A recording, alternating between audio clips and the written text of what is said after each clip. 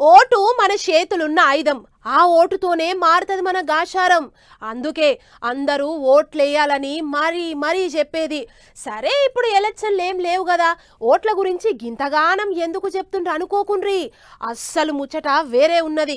దేశంలో అసలైన ఓటర్లు ఎంతమంది ఏం కదా అనే లెక్క తెలిసే పనిలో పడ్డది కదా ఎన్నికల సంఘం. అట్లా మన దిక్కు కూడా లెక్క పక్కా చేయబోతుండ్రు.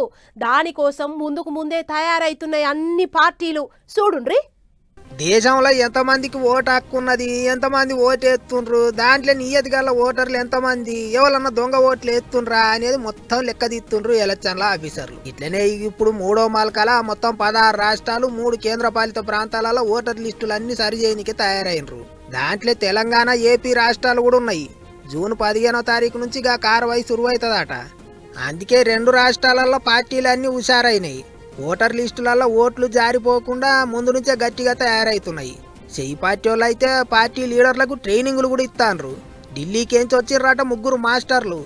లిస్టులకేంచి ఓట్లు జారిపోకుండా ఏమేం చేయాలి, ఎట్టెట్లా పని చేయాలనే దాని మీద ట్రైనింగ్లు ఇస్తుండ్రట. అటు కారు పార్టీ వాళ్ళు సుత గిదే పనిలో ఉన్నారు.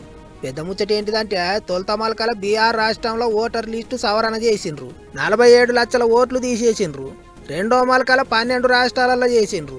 మొత్తం 7 కోట్లకు ఎక్కువనే ఓట్లు తీసేసిండ్రు. మళ్ళా కొత్తగా 2 కోట్ల మందికి ఎక్కువనే ఓటు హక్కు ఇచ్చిండ్రు. ఇప్పుడు మన దిక్కు 2 రాష్ట్రాలలో కూడా సర్వే చేయబోతుండ్రు. ఓటర్ లిస్టులో జీవిడిసిన వాళ్ళ పేర్లుంటే తీసేస్తారట, దొంగ ఓట్లుంటే ఏరేస్తారట. దేశం విడిచిపెట్టి పోయిన వాళ్ళు, అర్హత లేని వాళ్ళకు ఓట్లుంటే అవి కూడా తీసేస్తారట. మరిగా అంతా కలిపి ఆఖరికి ఏం లెక్క తేలుస్తారో, ఎన్ని ఓట్లు తీసేస్తారో, ఎన్ని ఓట్లు ఉంచుతారో ఏమో చూడాలి.